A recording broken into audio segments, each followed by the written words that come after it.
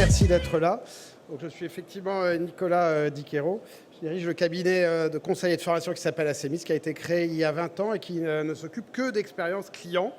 Donc on est multisectoriel, on travaille en ce moment chez Veolia, Orange, Renault, AXA par exemple. Et puis on a eu la chance de travailler chez quelques grands acteurs de votre secteur, Nexity, Bouygues Immobilier, Pichet et j'en passe. Je vais commencer par un chiffre dont on a beaucoup parlé il y a quelques mois. Je ne sais pas si ce chiffre vous inspire quelque chose. 8 secondes. C'est tiré d'un livre qui a eu beaucoup de succès au printemps. 8 secondes, c'est la capacité d'attention d'un poisson rouge. Donc j'espère que dans cette salle, vous avez un peu plus que ça. Mais au-delà de la mauvaise plaisanterie, ça a été calculé par des chercheurs de Google qui ont aussi calculé. Donc la capacité d'attention d'un poisson rouge, c'est sa capacité à remettre son esprit à zéro. Et donc il ne s'ennuie pas dans son bocal. Ce qui est beaucoup plus intéressant, c'est le chiffre qui suit dans le même livre. Le livre qui s'appelle « La civilisation du poisson rouge » et qui parle de l'hyperconnectivité. Ils ont mesuré, les mêmes chercheurs de Google, la capacité d'attention d'un millénial, c'est-à-dire d'un enfant né dans les années 2000 et qui vit avec un écran entre les mains. Et cette capacité d'attention, elle est de 9 secondes, c'est-à-dire légèrement supérieure à celle du poisson rouge. Alors ça ne veut pas dire qu'au bout de 9 secondes, il remet son état mental à zéro, mais ça veut dire qu'au bout de 9 secondes, il risque, c'est encore plus grave, de lever la tête de son écran. Et donc, les plateformes qui travaillent pour capter l'attention, notre attention sur les écrans mobiles, font en sorte que nous recevions des stimuli environ toutes les 9 secondes pour que nous évitions de lever le nez de notre écran. Voilà. Ce livre raconte de manière assez extraordinaire comment ces grandes plateformes créent et exploitent la dépendance aux écrans. Ce qui est très intéressant, je ne vais pas vous faire un résumé de le livre, ça pourrait durer des heures, je vous incite vraiment à le lire, c'est la manière dont cette dépendance aux écrans modifie nos manières de penser, notre rapport au temps et notre rapport aux autres. Dans ce livre, il explique une chose très intéressante, par exemple, c'est que la durée d'une journée, aujourd'hui, c'est plus 24 heures, c'est 32, puisqu'on fait toujours deux choses en même temps, notamment on parle aux gens et puis on continue à regarder cet écran. Ce phénomène-là s'appelle le snubbing. C'est snobber quelqu'un en continuant à lui parler tout en regardant l'écran. Et quand on additionne toutes les tâches d'une journée, ça donne plus 24 heures, ça peut donner jusqu'à 32. Ce livre a été écrit par quelqu'un qui est un addict aux écrans. C'est un livre plutôt d'alerte sur le digital. La tonalité de la conférence ne sera pas que sur ce sujet de l'alerte, mais c'est intéressant d'avoir ça en tête. C'est un addict. C'est l'un des patrons de la chaîne Arte qui a développé énormément d'approches du digital. Et il s'est amusé lui-même à calculer le temps qu'il passait sur son écran. Voilà les chiffres. Vous avez vu déjà des tonnes de chiffres de ce type-là. Ces chiffres-là sont juste au-dessus de la moyenne d'un Français moyen en termes de connexion à son écran de mobile. Donc, toutes les 2 minutes, 30 fois par heure éveillé, une fois toutes les 3 heures de sommeil, etc., etc. Vous avez vu ce genre de chiffres. Peu importe, ils sont impressionnants, mais on le sait déjà. Ce qu'il faut retenir de ça, c'est que cette dépendance aux écrans, si on applique ça au mode de l'entreprise, les entreprises et les plateformes qui exploitent le mieux toutes ces nouvelles technologies, les fameux GAFA, avant, Google, Amazon, Facebook, et puis aujourd'hui les Natu, donc Netflix, Airbnb, Tesla et Uber, ces plateformes qui exploitent le mieux ces nouvelles technologies, c'est elles qui vont déterminer les cadres des attentes des clients que nous sommes tous, et qui vont donc donner les objectifs à toutes nos entreprises à nous. C'est elles qui vont nous donner nos objectifs en termes de satisfaction d'attente. C'est elles qui vont nous donner nos objectifs en termes de délai, par exemple. J'y reviendrai longuement tout à l'heure. C'est par ça que je vais commencer la conférence. C'est de montrer comment ça marche, comment on réussit comment ces sociétés réussissent à agir sur nos attentes et nos comportements en tant que clients. Je ne sais pas si vous connaissez cette image. Cette image, elle représente un drone, outil assez classique. Ce qui est intéressant, cette image représente un drone qui transporte des poches de sang. Et en fait, ce qui est intéressant de cette image, c'est là où a été prise cette image, là où a été prise cette photo. Cette photo, elle a été prise dans le premier pays du monde qui a livré ses poches de sang par drone. Et ce pays, c'est le Rwanda. Donc le Rwanda était en avance sur tous les autres pays du monde, y inclus les États-Unis, sur ces choses-là. Qu'est-ce que nous inspire cette image? C'est qu'en fait, ce monde des nouvelles technologies, il ne fonctionne pas vite, comme on le dit, il fonctionne par bond. Ils sont passés au Rwanda pour des raisons opérationnelles. Au Rwanda, on appelle ça le pays aux 1000 collines. C'est-à-dire qu'il y a tellement de collines qu'ils ne pouvaient pas faire passer de route. Donc il a fallu qu'ils trouvent une autre solution pour transporter les poches de sang rapidement. Ils ont trouvé les drones, ils ont inventé ça, et ils sont passés de l'étape 0 à l'étape 8 en termes de transport de sang. C'est le monde dans lequel on vit, c'est un monde de bons. C'est un monde où on passe de l'étape 1 à l'étape 8 d'un coup. Et c'est à ce monde qu'il faut s'habituer. Deuxième élément, c'est qu'évidemment, ça permet de belles choses. Hein. On disait un petit peu de mal tout à l'heure de l'addiction aux écrans, mais ça permet évidemment le digital des choses merveilleuses. Vous avez peut-être lu ça il y a 3 semaines.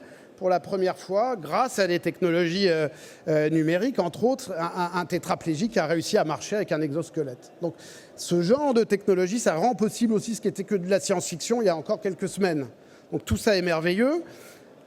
Parfois, ça s'applique à des choses un peu moins nobles. La promesse d'Amazon, en utilisant le drone qui livre des poches de sang, la promesse d'Amazon, c'est dans les grandes villes américaines de livrer les chaussures à la terrasse d'un café en moins de 30 minutes. Donc ça, c'était de la science-fiction, ça ne l'est plus. Ce qui est intéressant, et c'est ça qui va nous intéresser dans votre secteur, c'est que quand Amazon fait ça, tous les secteurs vont le faire.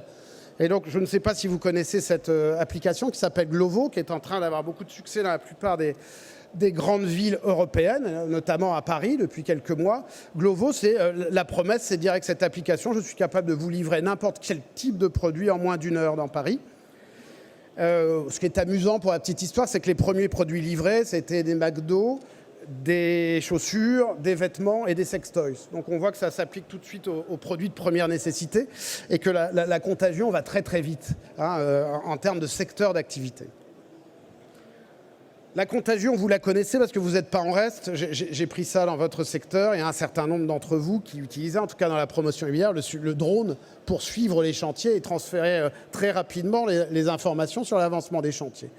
Donc la contagion, on la voit déjà à l'œuvre chez vous sur ce genre de choses.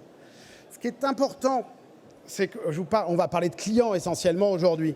Qu'est-ce que ça produit, ce genre de choses? C'est qu'effectivement, quand on est habitué à être livré en 30 minutes de n'importe quel produit, comment va-t-on supporter, va-t-il être tolérable de devoir attendre 30 minutes un technicien qui vient réparer la chaudière chez vous, par exemple?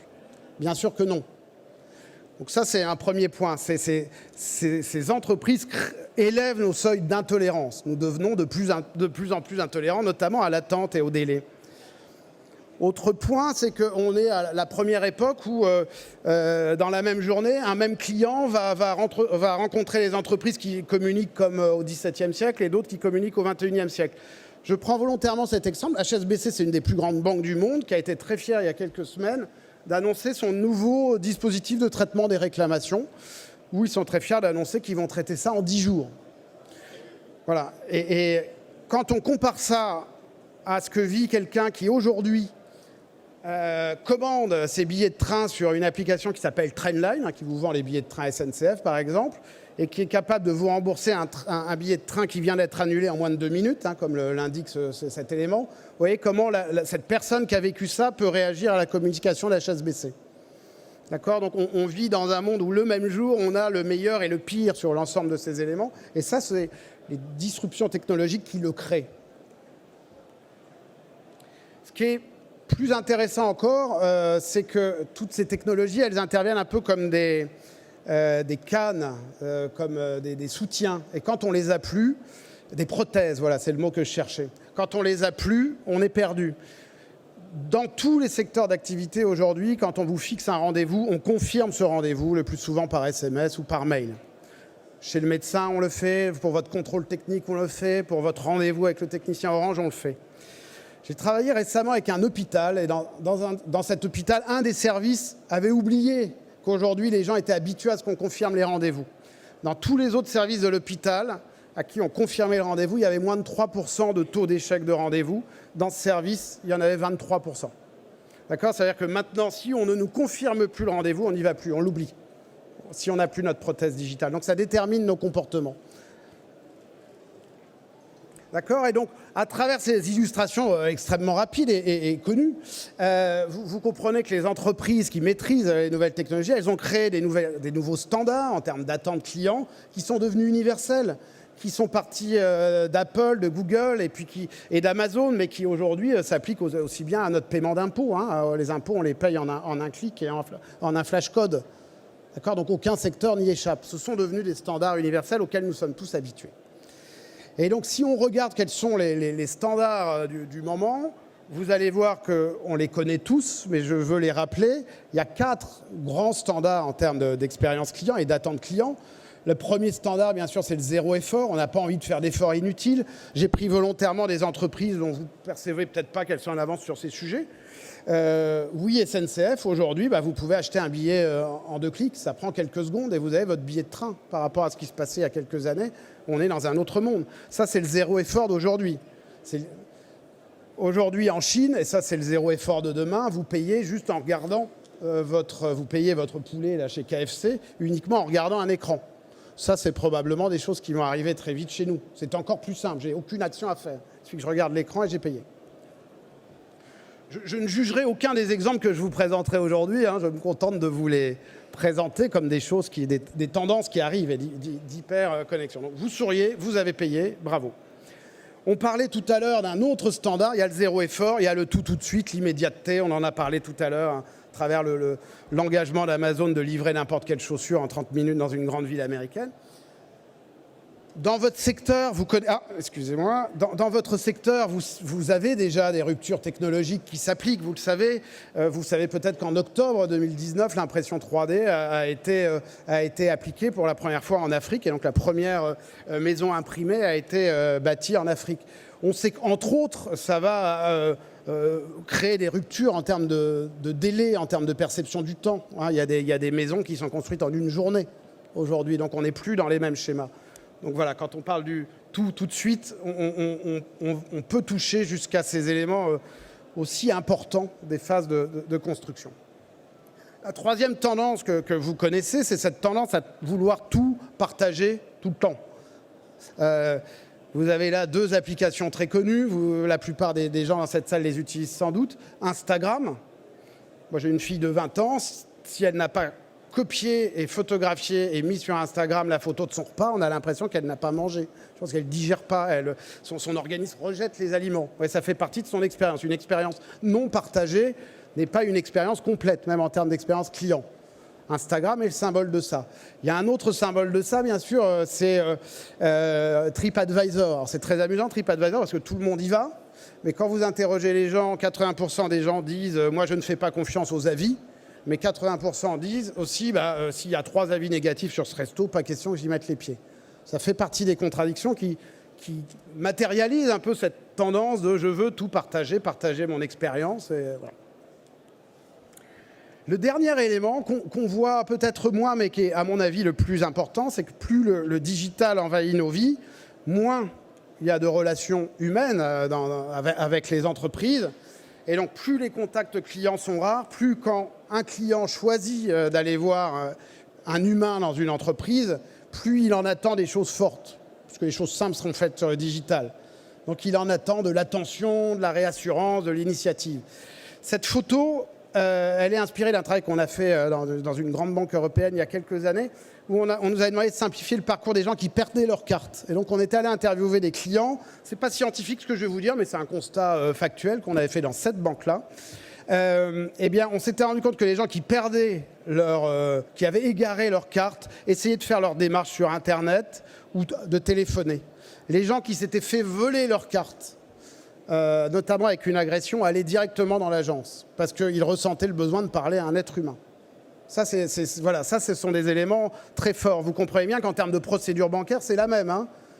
J'informe, je bloque, je recommande une carte, je vais la chercher, je l'active. En termes de relationnel, je pense que vous comprenez tous que le relationnel et l'attente n'a rien à voir dans les 2 cas.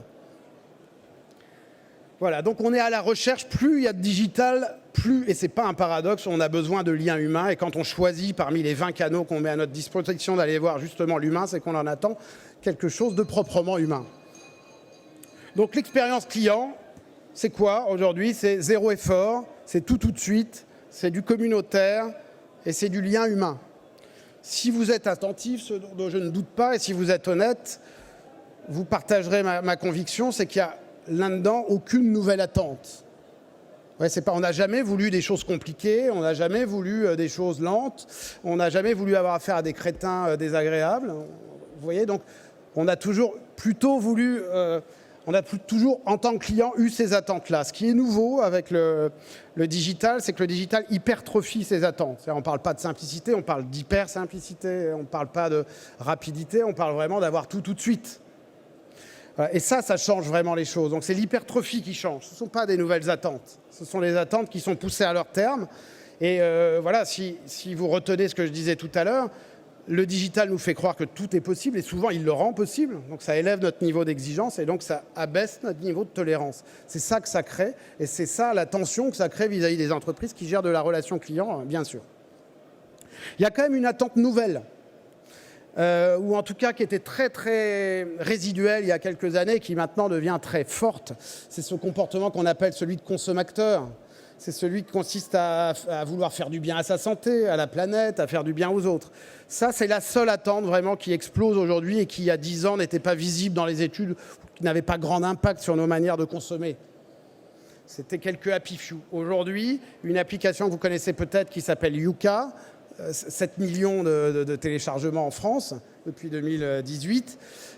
Donc c'est ce qui vous permet de contrôler ce qu'il y a sur une étiquette, voir ce que vous allez manger. Eh bien, ça fait partie de ces applications, encore une fois 7 millions d'utilisateurs en France, où 95% des utilisateurs de l'application, quand le résultat Yuka est mauvais, c'est-à-dire quand on leur dit c'est pas très sain ce qu'il y a là-dedans, eh bien ils reposent le produit. Et donc ça a un impact très très déterminant sur les entreprises, puisque l'une des entreprises très traditionnelles, Intermarché, aujourd'hui crée des recettes, revoit ses recettes pour que les recettes soient Yuka compatibles. Parce que sinon, ils savent qu'on n'achètera plus. Les entreprises les plus traditionnelles, les pâtés Enaf, Mousseline, Purée Mousseline, c'est des entreprises historiques du secteur, ont annoncé en octobre 2019 qu'elles lançaient leur marque bio. Donc personne n'échappe à ça. Je ne pourrais pas développer ce sujet chez vous, mais j'avais lu un article très intéressant de Moniteur Immo il y a quelques mois sur le sujet de l'environnement qui commençait à s'inviter très fortement dans votre secteur. Donc ça, c'est une nouvelle attente, ça, c'est quelque chose en termes d'avenir de la relation client qu'il faudra probablement traiter. Dans les minutes qui viennent, je vais vous parler plutôt des autres attentes, celles qui existent depuis toujours mais qui sont hypertrophiées. Si vous regardez ce que ça crée en termes de relations clients, si vous voulez répondre aux attentes clients dont je parlais tout à l'heure, l'hypersimplicité, l'immédiateté, si vous regardez ce que font les meilleurs acteurs du secteur, ils travaillent tous en même temps sur deux sujets. L'autonomie digitale du client et le côté conciergerie dès lors qu'on a affaire à un humain. J'explique tout ça en 2 mots.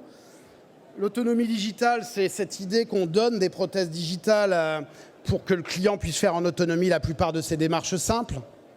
D'accord ? Ça, c'est pas très nouveau, mais aujourd'hui, ça se développe de plus en plus.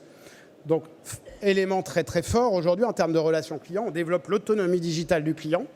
Et puis, ce que je vous disais tout à l'heure, si on le pousse jusqu'au bout en termes de relations clients humaines, quand je n'aurai pas de prothèse digitale ou quand je n'aurai pas envie de m'en servir ou quand j'aurai besoin de réassurance, quand je serai dans l'urgence, quand je serai inquiet, que je choisirai d'aller voir un humain, alors je voudrais que l'humain ait des compétences relationnelles extrêmement fortes. Je ne veux pas d'un robot en face de moi. Je veux des gens qui aient une autonomie extrêmement considérable. C'est-à-dire pas des gens qui ont besoin d'aller demander à leur chef pour savoir s'ils peuvent me donner 120 ou 130 euros de dédommagement. C'est pas possible. Je veux une réponse tout de suite, quelqu'un qui est capable de répondre immédiatement. Et je veux quelqu'un qui ait des compétences à la fois pointues et très larges, parce que sur le digital, j'ai des réponses pointues et très larges sur la seule appli. Donc j'ai envie que lui, il en sache encore plus. Et donc c'est ça qu'on appelle la conciergerie. La conciergerie aujourd'hui, dans la relation client, c'est l'image de dire demain, tous ceux qui seront en contact avec les clients, demain ou après-demain, je ne vais pas vous donner de date, je ne sais pas si c'est dans 5 ans, dans 10 ans, dans 20 ans, mais il est certain qu'on va vers un monde où tout ce qui ne sera pas traité par le digital devrait être traité par des humains qui ont aujourd'hui les compétences qu'on trouve à l'hôtel Crillon de Paris. C'est-à-dire des gens qui sont capables de commander un hélicoptère pour Rihanna le matin et puis de choisir le meilleur restaurant pour un autre et puis d'aller préparer la chambre de quelqu'un d'autre encore, sans rien demander à personne. Et s'ils n'ont pas ces compétences-là, alors ils n'apporteront pas de valeur ajoutée spécifique vis-à-vis du digital et on peut s'inquiéter pour eux. Et c'est pour ça que les entreprises qui ont conscience de ça, je vais en citer une, Orange par exemple, investit beaucoup sur ces sujets, Orange est une société qui ne se positionne pas comme étant le leader absolu, tout secteur confondu, mais c'est probablement une des sociétés en France qui investit le plus sur l'expérience client et qui, pour préserver sa différence de prix, c'est plus cher que les autres, se différencie par l'expérience client. Et pour se différencier par l'expérience client, en fait, ils ont lancé 2 grands programmes en même temps. Une promesse client qui s'appelle Tout Orange sur mon smartphone. Donc je peux avoir toute ma relation client depuis mon smartphone.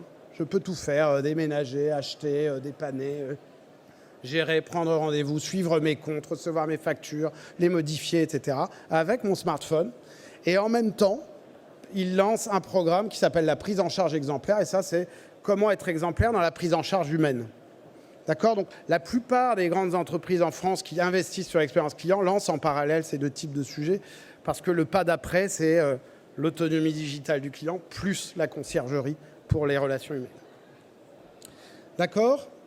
Donc, expérience client, on a vu les 5 principales tendances. La relation client, on a vu comment les gens commençaient à s'y préparer. Tout ça est vu d'avion, évidemment. On va rentrer un tout petit peu dans le détail sur certains des sujets et essayer de commencer à voir ce que ça met sous tension dans votre secteur. Je vous présenterai plutôt des exemples issus d'autres secteurs, mais qui, j'espère, pourront vous inspirer sur vos problématiques à vous. Je vous parlais tout à l'heure d'attente hypertrophiée. Il y a une attente qui est particulièrement hypertrophiée, c'est cette volonté, je vous le disais tout à l'heure, de partager ses avis. J'aime bien cette image, vous l'avez peut-être vue il y a quelques mois. C'est quelqu'un qui s'est amusé, qui est allé jusqu'au bout. Il a été arrêté par la police, il a été mis en cellule de dégrisement, il a un petit peu trop bu. Et donc il a cru bon le lendemain de mettre une note, de mettre un avis Google sur l'hôtel de police. D'ailleurs, un avis plutôt sympa, il a mis que 1 sur 5, mais en fait, l'avis, si vous le lisez, est plutôt sympa. Donc là, c'est pour la plaisanterie, mais ça traduit bien ce qui se passe. Le réflexe est tellement ancré de partager son avis que même dans ces cas-là, je vais le donner. Plus sérieusement, ce qu'il faut considérer derrière cette volonté de partage, c'est ce qu'on appelle le phénomène communautaire. Et les clients qui sont hyper communautaires sont hyper puissants. Nous sommes tous, beaucoup d'entre nous sommes communautaires, nous sommes extrêmement puissants et nous sommes ce fameux banc de petits poissons clients qui peuvent manger la grande entreprise. Vous en connaissez sans doute quelques exemples, j'ai mis quelques photos, certaines doivent être connues de certains d'entre vous, je ne peux pas toutes les commenter. Vous savez, ça c'est les exemples, je ne sais pas si vous vous rappelez, il y a quelques années, on disait un client qui réclame, un client content parle à 4 personnes, un client mécontent parle à 10. Aujourd'hui, un client content ou mécontent, il parle à 50 millions en un clic du fond de la Lozère, évidemment. Et c'est ce qui se passe à travers ces exemples. Je ne sais pas si vous connaissez l'exemple celui qui a déclenché tout ça. C'est un chanteur de country là, que vous voyez en bas. Sa guitare a été cassée dans un avion United Airlines. Il a estimé que sa réclamation avait été très maltraitée. Il a écrit 3 chansons qu'il a postées sur YouTube. L'action de United Airlines a perdu 10% en 7 jours. Donc ça a des vrais impacts. Vous voyez l'exemple FedEx, là, je ne sais pas si vous connaissez le mot d'ordre de FedEx, mais en gros, ça veut dire qu'on fait attention à vos colis plus qu'à la prunelle de nos yeux, quoi. Et là, on voit dans une caméra de surveillance chez un particulier, un livreur de FedEx qui jette un matériel électronique par-dessus la grille.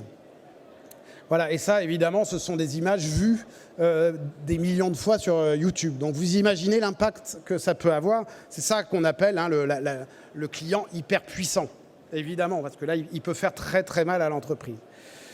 Comment font les bonnes entreprises sur ce sujet, celles qui prennent ça au sérieux? Vous savez peut-être, Decathlon, c'est l'entreprise française préférée des Français. C'est la marque française préférée des Français. Eh bien, une des raisons mises en avant, c'est le fait de dire, chez Decathlon, ils me demandent toujours mon avis, ils m'incitent à donner des notes sur le site. Et vous savez peut-être pas que Decathlon, si la note est inférieure à 4, si elle s'approche de 3, on supprime le produit du catalogue. Donc non seulement on me demande mon avis, mais en fait, on voit aussi qu'on tient compte de l'avis. C'est pas juste pour de rire, vous voyez. Autre société qui fait ça plutôt bien, c'est que non seulement on me demande mon avis, mais on me demande à moi, client, de contribuer à la conception et à l'amélioration de services. Oui, SNCF, c'est l'ancien voyage SNCF.com, donc c'est l'application de la SNCF, entre autres. Ils ont mis en place un dispositif qui s'appelle la Love Team, où régulièrement, tous les mois, ils réunissent un certain nombre de clients pour dire qu'est-ce qu'on pourrait améliorer sur notre site et dans notre application. D'accord? Donc on permet aux clients de contribuer à l'amélioration des services comme ça. Ce qui est intéressant, et ça j'espère que vous pourrez en faire bon usage dans le cadre de votre secteur, c'est qu'en fait, cette même société qui est très en avance sur le côté collaboratif a eu pendant des années, ce n'est plus vrai maintenant, mais a eu pendant des années la réputation d'être l'entreprise qui était la plus forte pour vous dissuader de réclamer. C'était tellement compliqué de réclamer que les gens ne réclamaient même plus. Il fallait envoyer un courrier à Arras, qu'on recevait peut-être une réponse 2 mois après. Ils se sont beaucoup améliorés, mais à l'époque, ils avaient en même temps la Love Team, il y a encore 5 ans, et une dissuasion forte de la réclamation. Et c'est là que je voulais en venir. Quand on est face à face à des clients communautaires, quel que soit le secteur, il faut être très vigilant. Retenez ce chiffre. On estime que, tout secteur confondu, il y a 96% des clients qui sont insatisfaits, qui ne réclament pas, c'est-à-dire qui ne le disent pas aux clients. Ça veut dire concrètement que l'avis des clients, ça nous intéresse, sauf quand il est négatif. Hein, ouais, on n'incite pas à exprimer sa réclamation. Or, moi, ma conviction, c'est que dans un monde où les clients sont hyper puissants, chercher à diminuer le nombre de réclamations, c'est criminel. C'est mortifère. On se met en danger en diminuant le nombre de réclamations. Ce qu'il faut faire, c'est diminuer le nombre de clients insatisfaits. Et inciter le plus de clients insatisfaits possible à réclamer. Mécaniquement, ça va augmenter le nombre de réclamations, si on est honnête. Mais si on ne fait pas ça, les réclamations qui ne sont pas exprimées sur les canaux que les entreprises maîtrisent seront exprimées sur les canaux communautaires et vous ne pourrez pas les maîtriser. C'est un point extrêmement important en termes opérationnels et en termes d'expérience client aujourd'hui. C'est un marqueur fort, la manière dont on traite les clients insatisfaits et les clients qui réclament. Je vous parlais tout à l'heure d'une autre tendance qui est probablement la plus importante, c'est le socle de l'expérience client aujourd'hui, c'est l'hyper-simplicité. Les entreprises qui essayent de répondre à l'attente d'hyper-simplicité, ils travaillent en gros sur 4 types de sujets. Ils essayent d'être plus clairs, parce que quand on dit quelque chose est simple, ça veut dire qu'on le comprend, ça veut dire que c'est facile à faire, que ça ne me demande pas d'effort, ça veut dire que je sais comment les prochaines étapes vont se passer, je peux prévoir, et ça veut dire que ça se passe comme prévu. En gros, c'est ça. Puis en général, ça va plutôt vite. Et donc, les entreprises essayent de travailler là-dessus. Je vais vous montrer quelques exemples. Regardez ces 2 messages qui concernent exactement, ce sont des extraits de messages réels pris sur les sites SNCF d'une part, Trainline d'autre part, qui font la même chose, qui parlent du même sujet. Je vous les laisse lire. Il y en a un qui est écrit en langage technique, à gauche. Il y en a un qui est écrit en français des familles et tout le monde peut le comprendre, à droite. En termes de simplicité, il y en a un qui est un modèle et l'autre qui ne l'est pas, évidemment. Et à droite, ce sont les nouveaux standards de la clarté. Alors il faut prendre ça très au sérieux parce que ça s'applique. On est sur des sujets beaucoup plus simples que les vôtres. Si on va sur des sujets qui commencent à être un peu plus complexes, l'assurance. L'assurance, c'est un secteur qui, il y a encore quelques années, on appelait le secteur des petites lettres. Parfois un peu comme le vôtre. Les petites lettres, ça veut dire que ce qui est vraiment important, c'est écrit en petit, dans un endroit qu'on ne peut pas voir dans les contrats. C'est ça la réputation d'un certain nombre de secteurs, dont notamment l'assurance. Eh bien aujourd'hui, les assurances, il y a une entreprise suédoise qui, la meilleure au monde sur le sujet, le problème c'est que je ne sais pas prononcer son nom, mais je vous laisse essayer. Eh bien eux, ils ont lancé un standard, c'est de dire un contrat d'assurance, et je parle des conditions particulières, ça doit faire 3 pages maxi. Voilà. Eh bien aujourd'hui, les grands acteurs comme AXA ou Cardiff font relire aujourd'hui leurs contrats d'assurance, pas forcément pour les rétrécir, mais au moins pour les traduire en français. Eh bien ça, je fais le pari que ça va être contagieux sur tout un tas de secteurs. Il y inclut le vôtre. J'aime bien le secteur de l'assurance. Je vais vous sortir 3 exemples issus de l'assurance, parce que c'est un secteur qui était perçu comme l'un des plus compliqués, l'un des plus jargonneux, l'un des plus effrayants. Regardez ce que fait AXA quand on parlait de faciliter la vie du client, lui éviter des efforts. Pour limiter les efforts, qu'est-ce que fait AXA? Vous connaissez peut-être ce process. C'est AXA qui se déplace pour chercher votre voiture, pour l'amener chez le garagiste et pour vous déposer un véhicule de remplacement. Ça, c'est un service relativement récent, mais ça devient un standard. Une fois qu'AXA fait ça, les autres vont devoir le faire. Je note que chez vous, j'ai tiré ça d'une publicité de Next City, je crois qu'il date d'1 ou 2 ans, Il y a déjà des applications. C'est un petit film YouTube de Nexity où on voit le conseiller et on comprend à la fin qu'en fait, il est chez le client. Il s'est déplacé chez le client pour lui présenter le projet. Donc ça, c'est déjà un premier pas vers de la limitation d'effort. J'évite au client d'avoir à se déplacer dès son premier rendez-vous. Je vais chez lui. Le zéro effort, j'aime beaucoup cet exemple. C'est la Maïf. La Maïf, c'est l'entreprise française, tout secteur confondu, la plus récompensée en termes d'expérience client. On considère que c'est la meilleure entreprise sur le sujet en France.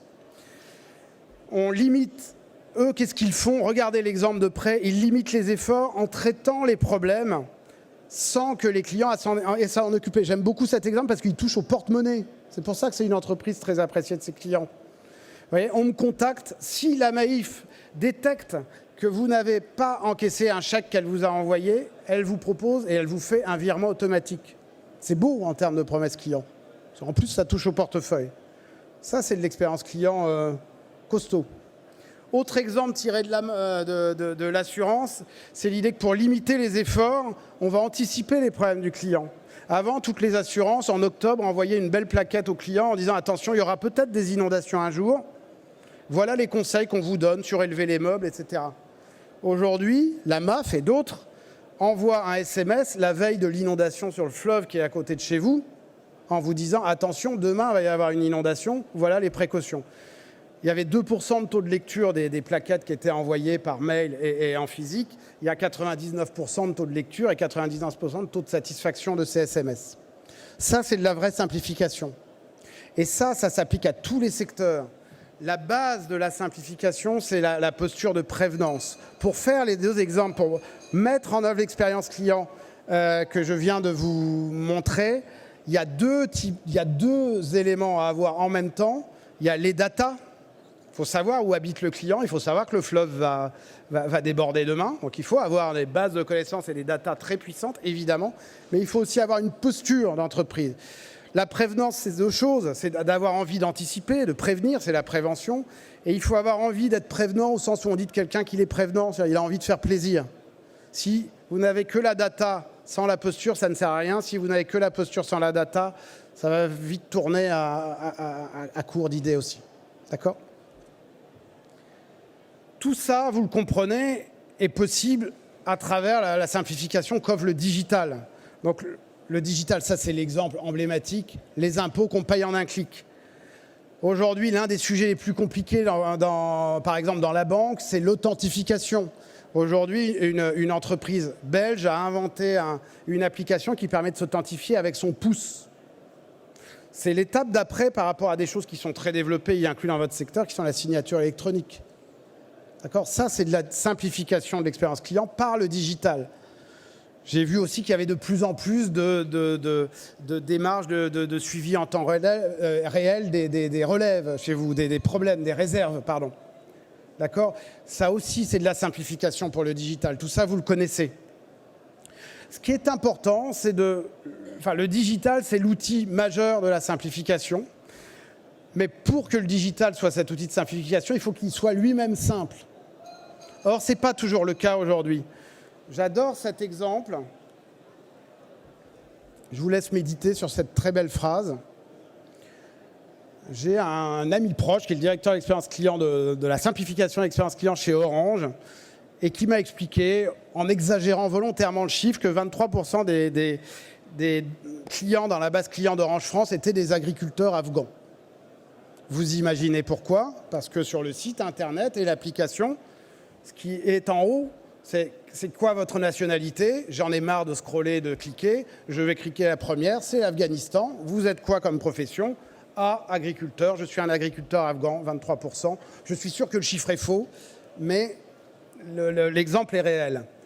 D'accord? Ça, c'est pas du digital simple. Le digital simple, si vous voulez que les gens utilisent les outils digitaux que vous allez sans doute leur mettre à disposition, il faut d'abord que le digital soit simple. Vous voyez, là, c'est la même application, mais où le choix qui est mis au client, c'est pas afghan, c'est puisque ça fait 3 fois que tu mets que tu es français, je vais commencer par France, ce sera peut-être mieux. Et puis, comme tu as dit que tu étais consultant, je vais commencer par consultant. Vous voyez, ça, c'est du digital simple. Si vous voulez que les gens utilisent le digital et pour leur simplifier la vie, il faut que le digital soit simple, ça doit être un attribut du digital, et il faut rassurer le client et accompagner et les clients et les personnels. Sinon, le digital ne sera pas utilisé et on continue à tout un tas d'entreprises qui, sans rire, nous expliquent « mais non, chez moi, les clients sont moins digitaux que les autres ». Mais non, vous avez les mêmes clients que les autres, c'est votre digital qui n'est pas le même. D'accord ? Donc ça, point très très important. Faire simple, rassurer, accompagner. Regardez la promesse d'Orange, c'est tout acheter, consulter, gérer mon compte, je peux tout faire simplement depuis mon mobile, mais si vous n'y arrivez pas, il y aura toujours un humain pour vous accompagner. C'est ça, rassurer. Et puis rassurer, c'est accompagner les personnels pour qu'eux-mêmes soient à l'aise avec le digital, pour qu'ils puissent l'expliquer et porter auprès des clients. J'ai parlé de secteurs simples par rapport aux vôtres, évidemment, j'en ai parfaitement conscience. Pourtant, je pense que les choses qu'on vient de voir là s'appliquent très bien à vous. Le sujet, je parle essentiellement de la promotion immobilière. Là, c'est quand on achète un bien immobilier, surtout neuf, on est dans une logique d'engagement financier, émotionnel, exceptionnel. Voilà, on dit que c'est l'achat d'une vie, vous le savez. C'est une durée exceptionnelle qui n'existe dans aucun autre secteur. Seul secteur comparable en termes d'émotion, c'est probablement la santé, quand je suis malade. C'est le seul. C'est un parcours client chez vous qui est jalonné d'émotions contradictoires, on le sait, hein, on fait la grande roue en termes d'émotions. Et donc, vos défis spécifiques à vous, en plus de la simplicité et de la clarté dont on a parlé, c'est que vous avez un enjeu plus fort que dans n'importe quel autre secteur de réassurance. Et pour travailler sur la réassurance, il y a deux types de leviers qu'on utilise très couramment. On va développer la prédictibilité. Je dois savoir ce qui va se passer après. Et on va développer la fiabilité. Ça doit se passer comme prévu. Ce sont ces éléments-là qui permettent de rassurer. Je reprends un exemple sur la prédictibilité. On va rassurer le client, lui permettant d'anticiper les prochaines étapes de son parcours. Regardez ce document que remet AXA en ce moment à ses clients.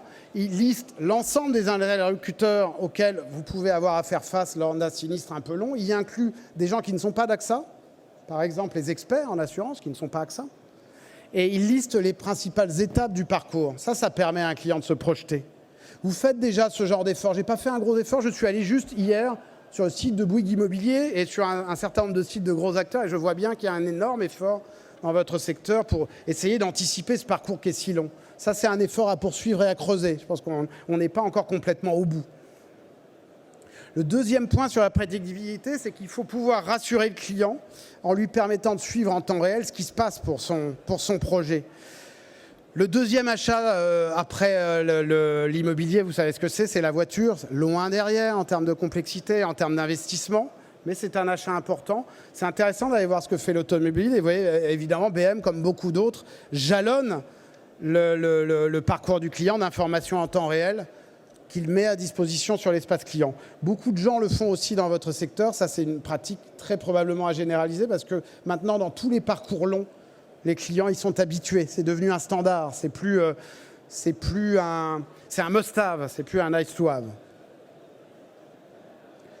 Vous êtes en avance sur un certain nombre de sujets. Mon collègue me dit que je suis un peu long, donc je vais aller plus vite. Cet exemple m'intéresse. Il est issu aussi de l'automobile. Quand on veut travailler sur la fiabilité, c'est rassurer le client sur le fait que tout va se passer comme prévu.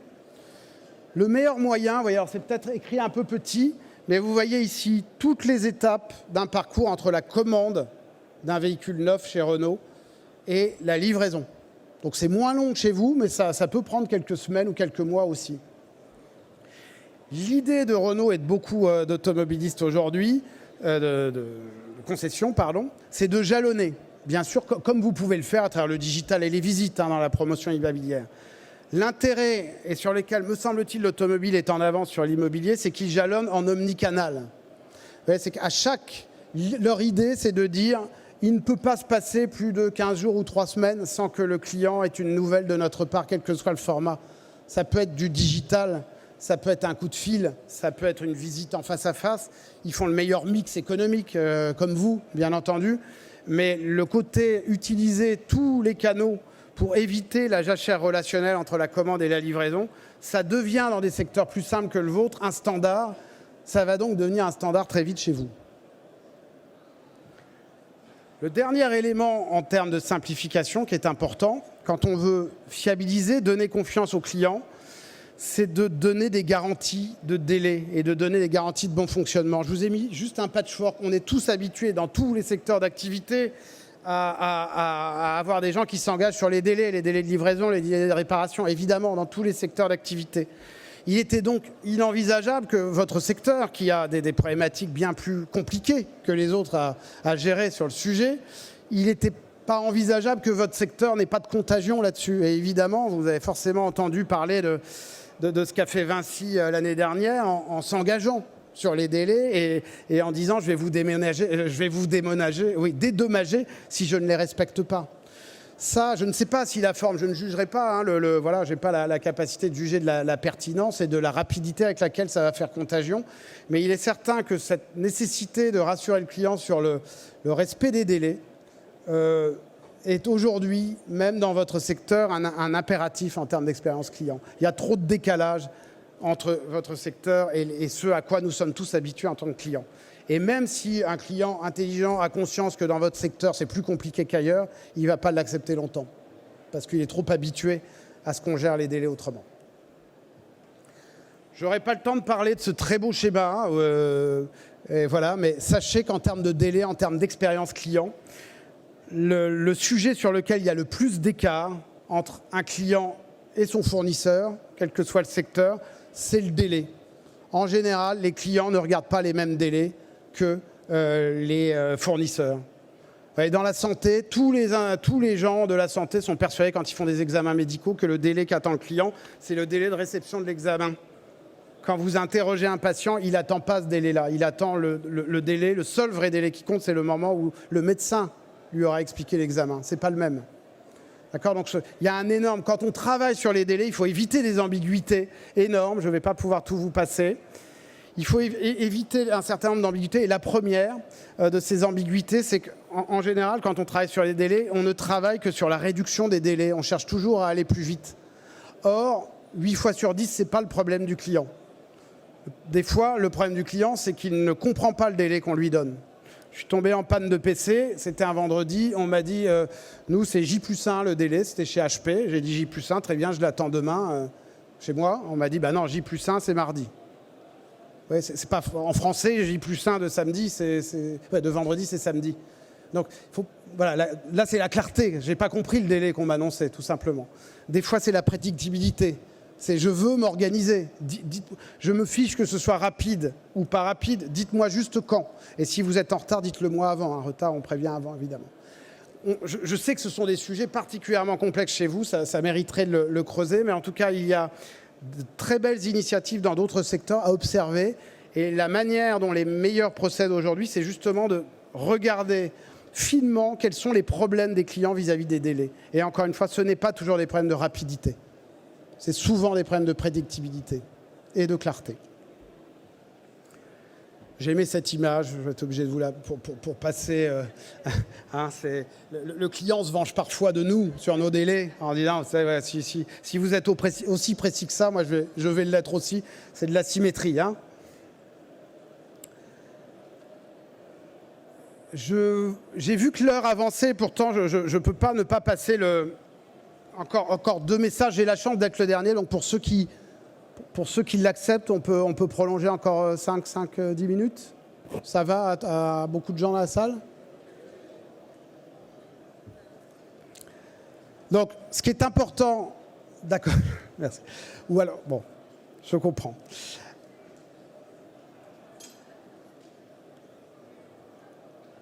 Donc, tout ce que je viens de vous présenter... Il était question d'hyper-simplicité. Comment on répond à l'attente d'hyper-simplicité? Comment on facilite la vie du client? Le patron de l'expérience client de Butagas, qui a gagné il y a 2 semaines les palmes de la relation client, explique une chose très simple, c'est que déjà, quand on fait simple pour le client, on a fait une grosse partie du travail. Il fait ça et il rajoute une chose. Il dit, mais quand on a fait ça, on n'a pas tout fait en termes d'expérience client. Je ne sais pas si tout le monde dans la salle connaît ce qu'est le NPS. Le NPS, c'est l'indicateur aujourd'hui majeur de l'expérience client. Le NPS, je compare les promoteurs. Les promoteurs, c'est ceux qui donnent une note de 9 ou 10 de satisfaction à une enquête. Je compare le nombre de promoteurs au nombre de détracteurs. Les détracteurs, c'est ceux qui donnent 0 à 6. Ceux qui donnent 0 à 6, on sait qu'ils vont dire du mal. Ceux qui donnent 9 à 10, on sait qu'ils vont dire du bien. Ceux qui donnent 7 et 8, c'est-à-dire 60% de ceux qui répondent, on ne sait pas ce qu'ils vont dire, donc on les enlève. C'est ça le NPS. On compare les 9 et 10 aux 0 et 6 pour mesurer le bouche à oreille. Vous voyez ce que montre ce schéma, cette enquête qui a été faite auprès de 20 000 clients en Europe, tous secteurs confondus, montre que ce qui compte le plus dans le bouche à oreille, ce n'est pas l'efficacité de la solution ou la performance opérationnelle, c'est la qualité de la relation. Vous voyez, si la solution est bonne mais la relation est mauvaise, la relation humaine, eh bien j'ai moins 44 de NPS. J'ai un bouche à oreille très négatif. Alors que si j'ai une solution, une mauvaise solution et une très bonne relation, alors j'ai 0. J'ai un bouche à oreille neutre. Il faut retenir ce point-là. Il est extrêmement important. Et il s'applique à tous les secteurs d'activité de manière un peu... Voilà. C'est ce qui fait qu'aujourd'hui, beaucoup de gens, en termes d'expérience client, investissent avant tout sur la relation humaine. Merci. Donc je vois des gens. Je comprends. Bon courage pour votre train. Voilà. Et beaucoup de gens, mais je vais aller très vite, travaillent sur la relation humaine. Je vais finir par ça dans 2 minutes. Un message que j'aime partager parce que ça, voilà, tout ce que je raconte avant met la barre un peu haut en termes d'exigence. On parle d'hypertrophie des attentes.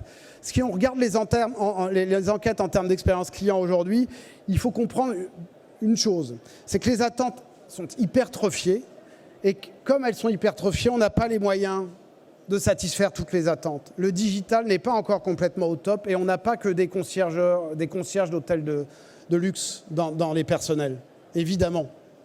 On ne leur a pas donné les moyens pour. Et donc, ce qui est très important, c'est que quand on regarde les meilleurs en termes d'expérience client, qu'est-ce qu'ils ont comme note? Eh bien, les meilleurs, ceux qui gagnent les palmes de la relation client, les élus service client de l'année, ils ont tous à peu près ce profil-là. Ils ont 50% de clients très satisfaits, ils ont moins de 10% de clients insatisfaits. Et c'est presque un horizon idéal à viser. On peut difficilement faire plus. Je pense que c'est un message important à avoir. Il peut paraître paradoxal. Il faut essayer de satisfaire quasiment tous les clients, mais il faut savoir aussi pour se détendre qu'on n'est pas criminel quand on n'y arrive pas. On ne peut pas y arriver aujourd'hui vu le niveau d'attente que crée notamment le digital. Je voulais finir, mais je vais vraiment trop dépasser, par ce que font les meilleurs en termes d'expérience client, tous secteurs confondus. Et je vais vous le résumer en 3 mots. Les meilleurs, ils font en 4 mots. 1, ils arrivent à concentrer toute l'entreprise sur ce que vit et ressent le client. C'est-à-dire qu'ils commencent d'abord par définir ce qu'ils veulent faire vivre au client et après, ils alignent leur système d'information, leur processus, leur organisation, leurs compétences. Ils ne font pas l'inverse. Premier point. Deuxième point, ils vont développer la coopération entre les services et entre les personnes parce que ce qui fonctionne, au bout du bout, vu du client, ce n'est pas la performance individuelle, c'est la performance collective. J'ai pris un verbatim qui vous parlera, je pense notamment à ceux qui travaillent dans la promotion immobilière. C'est un verbatim réel tiré d'une étude. On a été livré avec 5 mois de retard. On nous a dit que c'était à cause des intempéries, évidemment. Mais le chargé de livraison a reconnu oralement que c'était dû au départ de plusieurs entrepreneurs. Ça, c'est un déficit de collaboration. Il n'est pas criminel d'être en retard dans votre secteur. Je pense qu'il faut se détendre là-dessus. En revanche, dire 2 choses différentes avec 2 interlocuteurs différents de la même entreprise, ça, c'est criminel. C'est un manque de coopération évidente. C'est un des symptômes les plus simples à détecter. Troisième défi que les meilleurs arrivent à relever, c'est évidemment, mais ça, je vous l'ai beaucoup dit, réussir à s'appuyer sur le digital, les innovations digitales pour simplifier et enrichir l'expérience client. L'an dernier, au Salon Rent, je me rappelle de cette présentation de BNP Paribas Real Estate qui avait parlé, vous savez, de faire visiter dans un autre pays les appartements à distance. Ça, c'est par l'hologramme.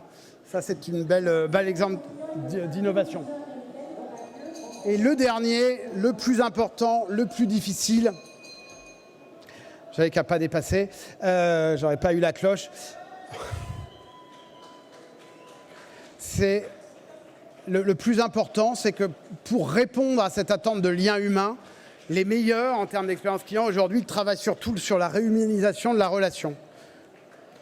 Ils travaillent surtout sur le développement de la valeur ajoutée des métiers qui sont en interaction avec le client pour que petit à petit ils deviennent des concierges au même niveau que les concierges d'hôtels de luxe. Je vais passer cet exemple-là. Ce qui est important, c'est que les gens qui travaillent là-dessus aujourd'hui ne font plus ce qu'on faisait il y a encore quelques années. Il y a quelques années, ouais, l'emblème, c'était par exemple une société de café qui vend ses cafés en vous mettant son prénom sur le gobelet. Vous la connaissez toutes, voilà, c'est Starbucks. Et donc, dans ce genre de société, pourtant très simple en termes d'expérience client, voilà, le rituel, c'était de mettre le gobelet. Le prénom sur le gobelet. Et ça valait lieu d'expérience relationnelle. Aujourd'hui, on n'en est plus là. C'est-à-dire que ceux qui veulent créer une relation humaine, vraie, sincère, authentique, ne disent plus aux gens, voilà les comportements que vous devez mettre en œuvre quand vous êtes face à un client. Ils travaillent sur, voilà ce que doit ressentir le client qui est face à vous. Et maintenant, inventer les bonnes pratiques pour y aller. Ça n'a rien à voir. Et c'est la condition pour qu'on ne soit pas robotisé dans la relation. Tout ce qui est sincérité, authenticité, initiative, ce n'est pas anecdotique dans l'expérience client, c'est le cœur du cœur de la relation humaine. C'est ce qui distingue la valeur ajoutée humaine de la valeur ajoutée digitale, qui est plus sur la simplicité. Je vais finir par une pirouette. J'ai emprunté cette photo à un ami. Quand on fait de l'expérience client, comme on doit viser le sentiment de sincérité et d'authenticité, il y a une chose qu'on ne peut pas se permettre de faire, c'est de faire semblant. Je ne sais pas si vous arrivez à lire, moi cette image m'a fait beaucoup rire, mais c'est parfois ce qu'on fait dans nos entreprises quand on veut parler d'expérience client. On pense qu'un petit coup de peinture devrait suffire. Eh bien non, on peut pas faire ce genre de choses, on ne peut pas faire semblant de faire vrai vis-à-vis du client, il faut faire vrai. Dans les entreprises, ça se traduit plutôt comme ça. On va dire, dans la prochaine pub, on va expliquer que le client est important, ça devrait suffire. Eh bien non. J'ai beaucoup dépassé, j'ai fini de prêcher. Je vous remercie de votre attention.